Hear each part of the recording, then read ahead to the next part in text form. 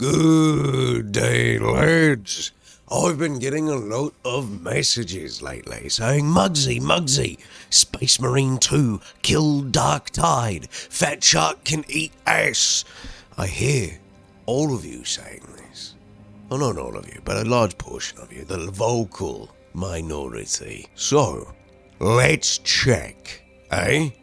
Because I don't even know, I haven't looked. As of recording, right now, the absolute lowest the game has dropped is 1917. The all-time 24-hour peak over the last 24 hours has been 4,000. Let's see. We had 4,054, 5,400.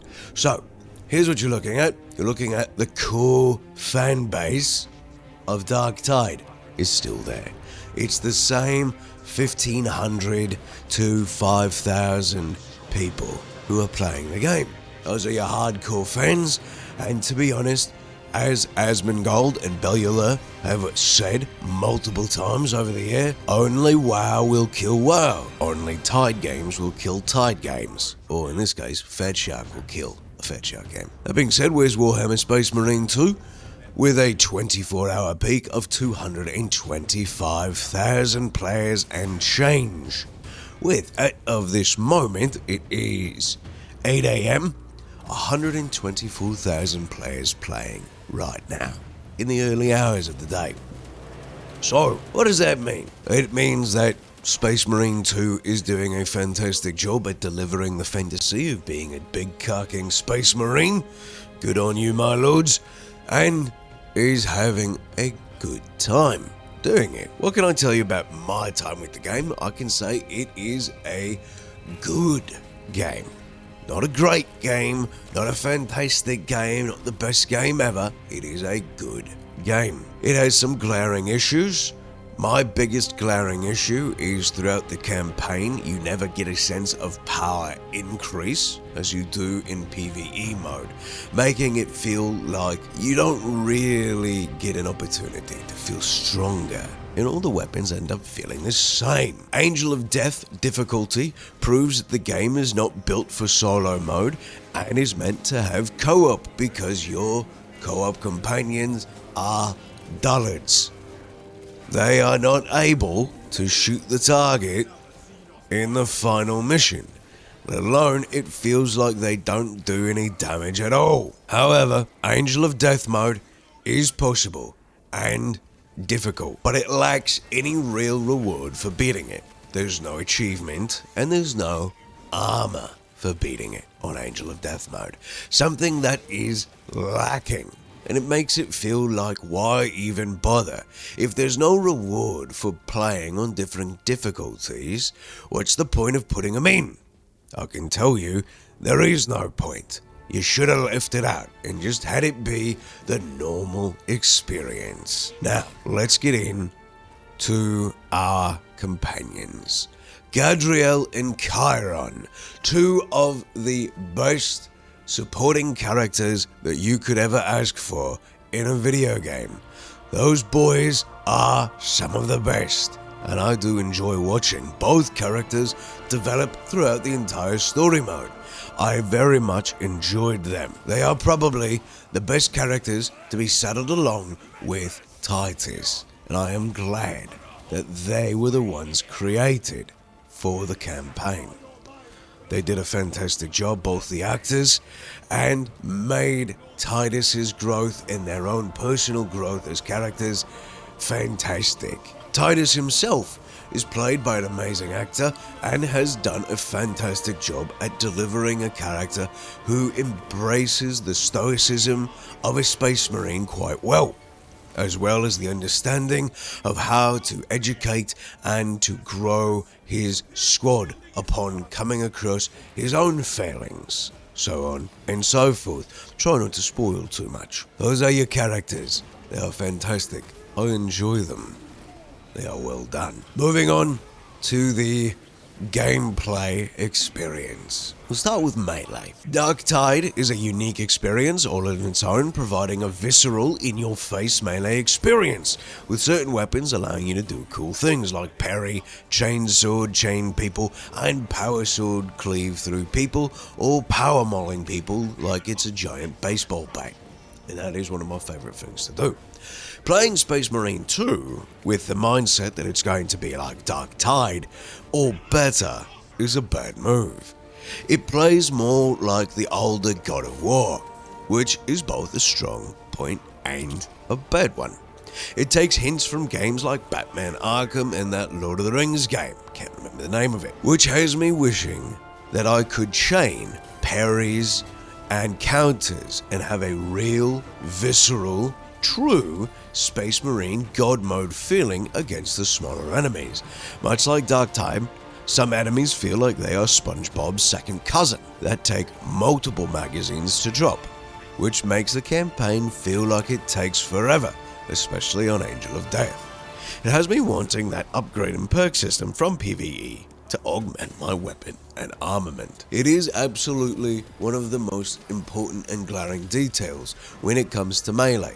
It feels like you're flailing around more than you're actually dealing damage. My middle finger has gotten quite the workout and feels a lot more sore than I'm used to it being. That being said, I do have fun with it, but certain weapons feel less impactful than others. The power sword having the ability to turn it on to power mode or keep it on for speed mode is a nice functionality, but also has me trying to figure out which mode is the right one, and I can tell you I feel more powerful using speed than I do power mode, which is an oddity. Unfortunately, one of the melee weapons I didn't get to play with during the campaign mode, but I have been enjoying throughout the PvE, especially because it's only available on my bulwark, is the Power Fist.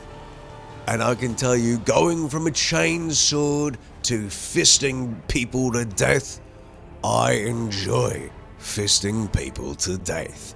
And it makes me wish that Fatshark would include the Power Fist for either the Veteran or the Ogryn. But if you put it on the Ogryn lads, it has to be dual Power Fists, and it has to just be the Ogryn melee and waylay swinging through the hoods.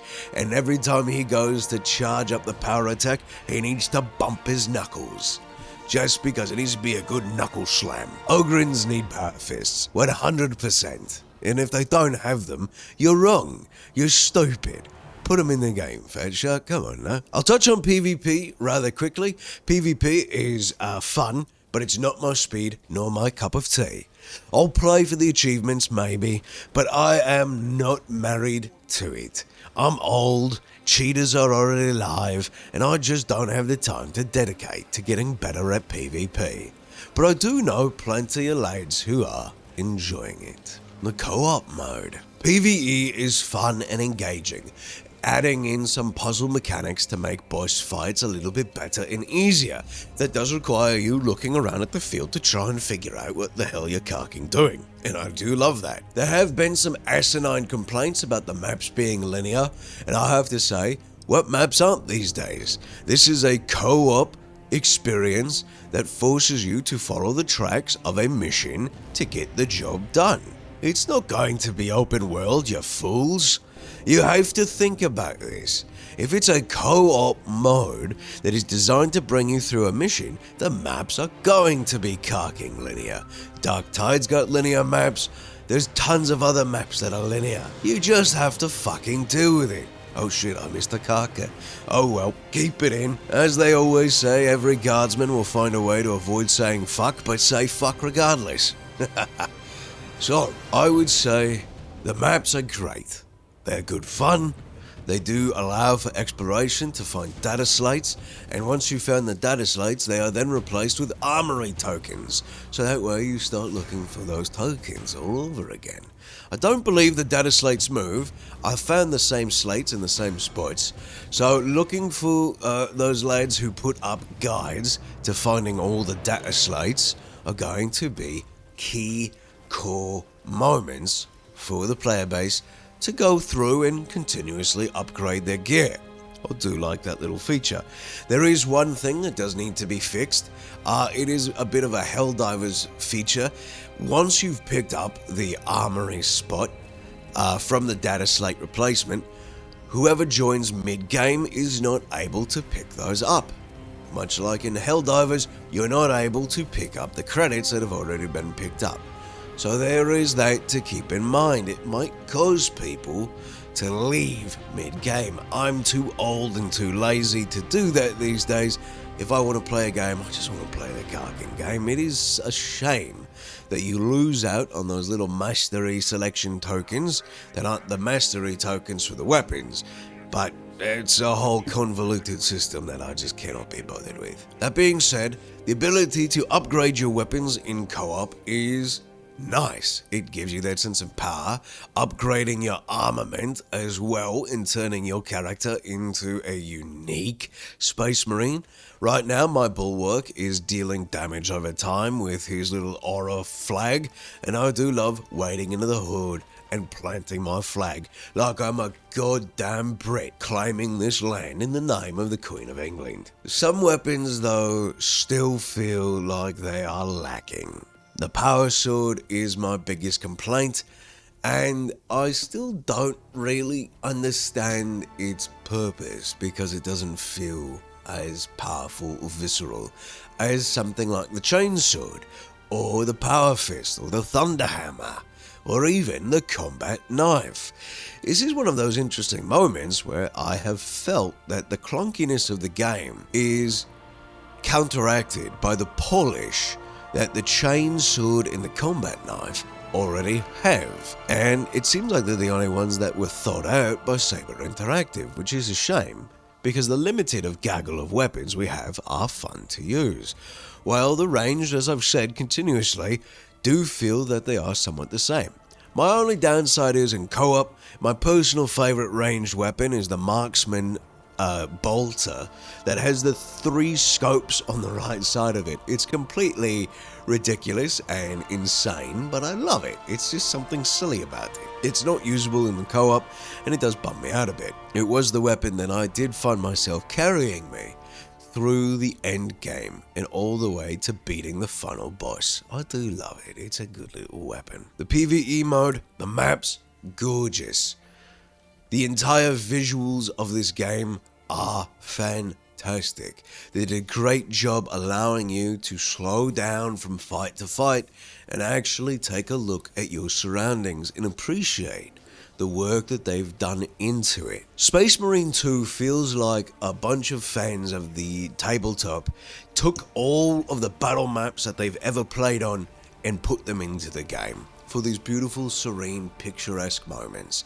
And there is a point at the final end of the game where you will look around and you will see the setup for what they've done with it, and you will go, yeah, it does feel like they took a picture of a massive battle map that was created for a massive play and said, this is what we want our final mission to be. And it's gorgeous. It is absolutely gorgeous. It makes Darktide feel so shitty in terms of beauty of the aesthetics and of the fields we play on. They have done a great job in this, and it does make me wish that Darktide had more moments where you did slow down and looked at the flowers and could see all the work that Fatshark has done instead of having to play the map over and over and over again, to imprint the map into your mind and then look back at it and go, oh yeah, it was a really cool looking map. I don't like doing that. I like appreciating the map the first time, and then when I go and play a second time, a third, a fourth, a fifth, etc., I can then just focus in on the gameplay because I've appreciated the aesthetics of the map design and the world design. All of this is to say, Space Marine 2 is a solid game with a fantastic story that does a good job at providing the fantasy of being a big superpowered slab of walking death, while failing to give you any real sense of power, which is an oddity there. During the campaign, there are issues that are glaring all the way into co-op multiplayer, with stun locks, interrupts, bad cooldown management from enemies, and the inability to upgrade your armor and weapons throughout the story, and SpongeBob's cousin, all making for a difficult experience that can take you out of the immersion. My biggest offense is going to come from the final boss fight. Now, this is going to be a bit of a spoiler territory, and if you don't want to hear about it, I will put up a timestamp for when this ends, but in 3, 2, 1. The final boss fight comes with several phases that prevent you from damaging the boss. All the while, 3 stages can kill you in a heartbeat, and the boss has a stage that can kill you as well without having any means to damage the boss back. It is a kick in the nuts, especially in an action game, that the boss disappears and you're unable to damage them while having to fight through a Dark Souls themed boss phase where the secondary phases have an enemy that you can only damage at one specific time. It is not fun. It is agitating. And I wish there was some damage that bled through to the final boss fight. Now, end of spoiler. I do want to say that I'm going to give the game a full, unbiased score of a 7.5 out of 10. Visually, it is stunning, and it hits the aesthetic of 40k quite well. They've done a fantastic job of it. They've provided us a wide armament of weapons dedicated to Space Marines that make us feel like we could have some big Karking guns in our corner. What takes away from that is how they all feel like I'm shooting Nerf darts sometimes, and it takes far too many to bring down certain enemies. And the ability to be a Space Marine hits quite well, especially when you're bringing your battle brothers along for the ride. However, combat AI and squad AI really take away from the enjoyment of the game, even with Chiron and Gadriel being 2 of the best characters that I've ever gotten to see as side characters and assisting characters within the campaign. They are lacking in the AI department as you go into higher difficulties, and they feel like they do absolutely diddly squat to give you any assistance whatsoever in the game. Should you pick up the game? Sure, if you have friends and a dosh and the time to enjoy a good Space Marine themed story that really hits all the notes quite well, abso-carking-lutely. But if you're looking for the next 1,000-hour game, I don't see this being it right now in this state. Does this mean Darktide is better? No. I can look at the picturesque map design and gawk at its beauty, which is something Fatshark will never in their wildest dreams achieve. But I never feel like combat is taking too long in Darktide, as I do on occasion in Space Marine 2. Space Marine 2 does allow me to play as a walking stoic blueberry. Darktide gives me that ground pounder feel. Both games are unique and fun and provide different combat experiences all on their own, while providing a great combat experience in their own ways. Again, each one has their failings. Both games are going to hold a place on my hard drive indefinitely, as they always have. I do plan on playing both games and bringing you the dad-based news and views. But I do think if you're looking for a game that is worth your dosh, I've already put 33 hours into the game. That is campaign, co-op, and some PvP. I would recommend getting it if it's within your price range right now. There's no need for you to buy a collector's edition.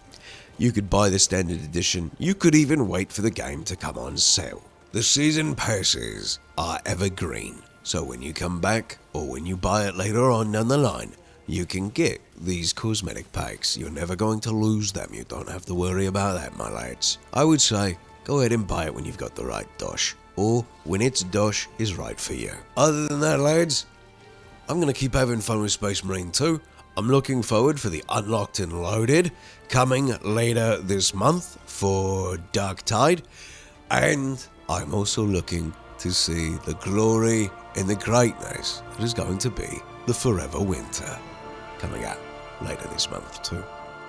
Take care of yourselves, lads. As always, I hope you have a wonderful rest of your day. And you take care of yourselves. Stay healthy, stay happy, stay good, lads. Peace. Shout out to the patrons. Thank you so much for supporting on Patreon. You too can support on Patreon. There's a link down in the description below. You can also support by becoming a channel member here on YouTube. And thank you to you who supports for free here on YouTube by tickling the algorithm's happy button and doing all the things that every other YouTuber asks you to do. I appreciate you all, and as I said prior, take care of yourselves, stay healthy, stay happy, and do your best to just have fun.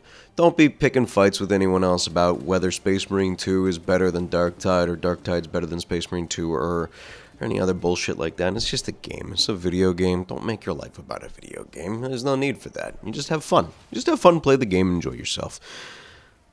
Take care of yourselves. Peace.